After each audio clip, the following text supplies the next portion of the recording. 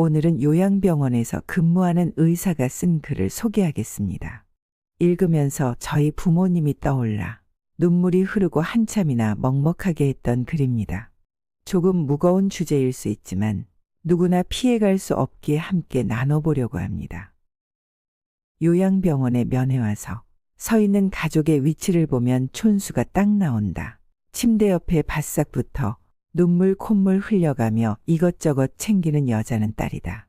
그 옆에 뻘쭘하게 서 있는 남자는 사위다. 문간쯤에 서서 먼 산만 보고 있는 사내는 아들이다. 복도에서 휴대폰만 만지작거리고 있는 여자는 며느리다.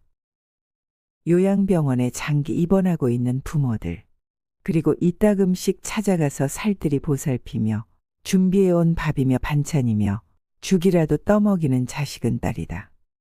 대개 아들놈들은 침대 모서리에 잠시 걸터앉아 딸이 사다 놓은 음료수 하나 까먹고 5분도 안 돼서 이내 사라져버리기도 한다. 아들이 무슨 신주딴지라도 되는 양 아들 하면서 금지오겹 키워놓은 벌을 늙어서 받는 것일까. 딸 하나 10 아들 부럽지 않은 세상인 것을 그때는 왜 몰랐을까. 수많은 그들이 창살 없는 감옥에서 의미 없는 하루하루를 보내고 있다. 그들도 자신이 그렇게 될 줄은 전혀 몰랐을 것이다. 자신과는 전혀 상관없는 남의 이야기로 믿고 싶겠지만 그것은 나이 든 사람들의 희망사항일 뿐 결코 남의 이야기가 아니다. 우리는 나이가 들고 서서히 정신이 빠져나가면 어린애처럼 속이 없어지고 결국 원하건 원하지 않건 자식이 있건 없건 마누라나 남편이 있건 없건 돈이 있건 없건 잘 살았건 잘못 살았건 세상 감투를 썼건 못 썼건 잘났건 못났건 대부분 요양원이나 요양병원에서 생의 마지막을 보내게 된다. 그곳은 자기가 가고 싶다고 해서 갈 수 있는 곳도 가기 싫다고 해서 안 가는 곳도 아니다. 늙고 병들고 정신이 혼미해져서 자식들과의 대화가 단절되기 시작하면 갈 곳은 그곳밖에 없다. 산 사람들은 살아야 하니까. 두고 보세요. 그래도 어쩌랴. 내 정신을 가지고 사는 동안이라도 돈 아끼지 말고 먹고 싶은 것 먹고 가고 싶은 곳 가보고 보고 싶은 것 보고 하고 싶은 것 하면서 좋은 친구들과 즐겁게 재미있게 살다 가야지. 조금이라도 남은 인생 최선을 다해 헛되이 보낼 수는 없지 않은가. 몇 년 전 일이다. 나와 같은 병실에 80세가 넘으신 할아버지가 계셨다. 할아버지의 병은 깊었다. 할머니는 지극정성으로 할아버지 곁을 지켰다. 아침 저녁으로 할아버지 가족들이 병실을 다녀갔다. 네 아버지, 이번엔 못 일어나신단다. 이젠 화장실 걸음도 못 하신다. 조금 전에도 의사가 호수로 오줌 빼주고 갔다. 할머니는 눈물을 글썽이며 아들에게 말했다. 아들은 아무 말이 없었다. 그날 저녁 할아버지 막내딸이 병실을 찾았다. 지방에서 올라온 막내딸은 할아버지 손을 잡고 한참이나 울었다. 할아버지는 말씀이 없으셨다. 막내딸은 3일 동안 할머니와 함께 병실에서 잠을 자며 할아버지를 지켰다. 아빠, 나 이제 그만 가봐야 돼. 아빠하고 같이 더 있고 싶은데 그럴 수가 없어. 김서방 출근도 시켜야 하고 아이들 학교도 보내야 해. 그녀는 울먹이며 늙으신 아버지 가슴에 얼굴을 묻었다. 아빠, 옛날 일 기억나? 아빠하고 나하고 매일 들길을 걸어서 학교에 갔잖아. 여름에 장마 때면 아이들은 잔뜩 불어난 개울물 앞에서 늘 아빠를 기다렸어. 감자처럼 작은 아이들을 한 명씩 가슴에 안아 개울물을 건네주었지. 아빠는 사랑이 참 많은 선생님이었으니까. 아빠가 학교에서 숙직하던 날 기억나? 엄마가 싸준 도시락을 들고 내가 눈밭을 걸어서 아빠에게 갔던 날. 내 발바닥이 꽁꽁 얼었다고. 아빠가 따뜻한 배 안으로 내 발을 집어넣었잖아. 얼마나 차가웠을까. 막내딸은 울음을 삼키며 할아버지 가슴에 다시 얼굴을 묻었다.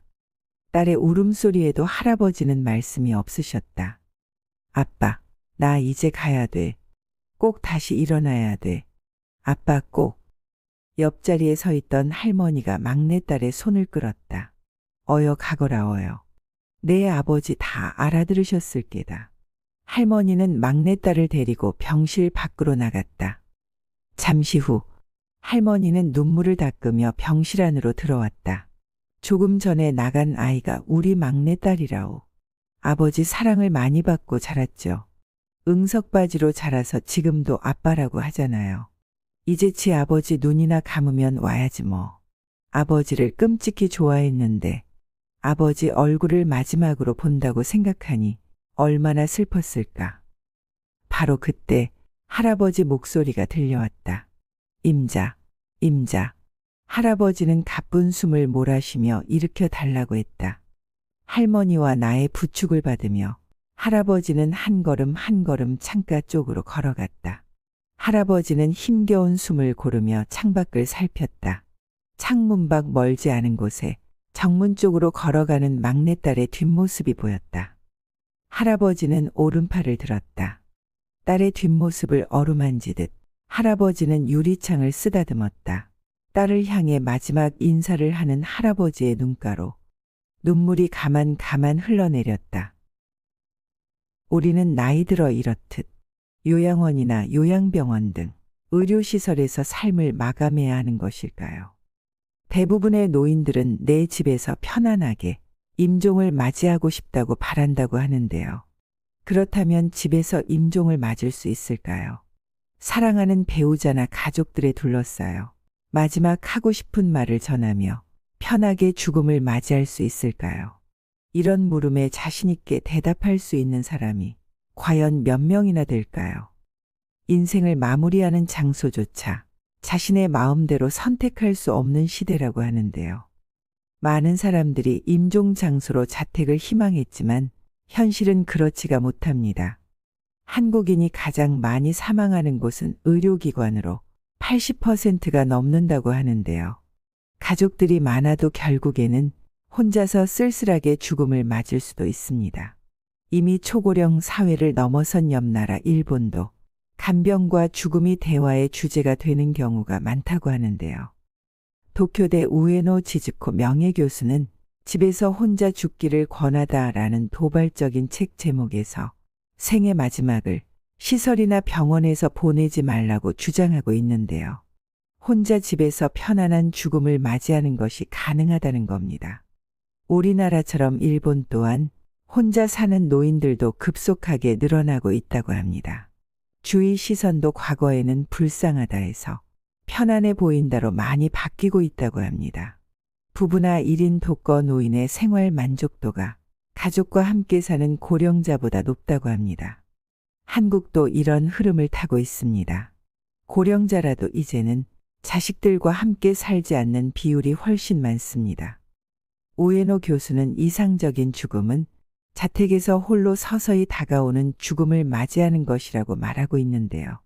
내 집에서 살면서 방문 간병이나 방문 간호, 방문 의료 등이 보장된다면 가능해진다는 겁니다. 그는 홀로 죽는 것을 두려워하기보다 살아있을 때 고립되지 않는 것이 가장 중요하다고 말합니다. 익숙한 내 집에서 좋은 친구나 이웃들과 교류하며 자유롭게 사는 것이 노후의 삶의 질을 높인다는 것이죠. 자녀들에게는 부모의 임종을 꼭 지켜야 한다는 부담감에서 벗어나라고 말합니다. 그는 작별 인사나 감사의 말은 부모가 아프기 전에 귀가 들릴 때 더 자주 하고 말할 수 있을 때 더 많은 대화를 나누라고 강조해서 말합니다. 우리는 살면서 바쁘다는 핑계로 나이 드신 부모님을 자주 찾아뵙지 않는 경우도 있는데요. 요양병원이나 요양원에 늙고 병든 부모님을 맡겨놓고 돈만 내고 자주 찾지 않는 자식들도 많다고 합니다. 그러다가 위독하다는 연락을 받고 달려가 의식조차 없는 부모의 임종을 지킨다고 그저 하염없이 서 있다면 그것이 과연 무슨 의미가 있을까요? 임종을 지킨다는 것이 과연 그러한 의미인가요? 나이가 들면 어쩔 수 없이 간병이나 죽음, 요양원, 요양병원이라는 단어가 자주 생각나고 익숙해지는데요. 현재는 연로하신 부모님들 앞에 닥친 뼈아픈 현실일 수 있으나 오래지 않아 우리 모두가 마주해야 할 현실이기도 합니다. 요양병원을 가보면 나이든 치매 환자만 있을 것 같지만 그렇지 않습니다. 뇌졸중 후유증으로 거동이 불편한 꽤나 젊은 축에 속하는 5, 60대 환자들도 적지 않습니다. 그들은 꽤 젊은 나이에 원하지 않는 위험한 곳에 갇혀 있는 셈입니다. 그들은 모두 살던 집을 그리워한다고 합니다. 그래서 건강이 악화될수록 집에 가고 싶다, 집에 가서 죽고 싶다고 말하는 환자들을 수 없이 만난다고 합니다. 나는 집에서 죽고 싶다고 외쳐도 현실은 반대로 가고 있습니다. 나이 들어 아프면 남은 가족들에게 부담스러운 존재가 되기도 합니다. 너무 서글픈 일이지만 부정할 수도 없는 현실입니다. 죽음조차 선택할 수 없는 현실 앞에 손을 놓고 흘러가는 대로 남들 하는 대로 살아야 할까요? 오늘은 너무나도 무거운 주제였지만 누구나 다가올 미래이기에 죽음이 더 이상 두렵지 않고 삶의 마지막이 아니라 삶의 한 부분으로서 나의 죽음이 어떠해야 하는지 깊이 생각해 보는 시간이 되시길 바랍니다. 시니어를 위한 모든 것, 시니어 톡톡이었습니다. 더 유익한 내용으로 찾아오겠습니다. 오늘 내용이 도움이 되셨다면 구독과 좋아요 부탁드립니다. 감사합니다.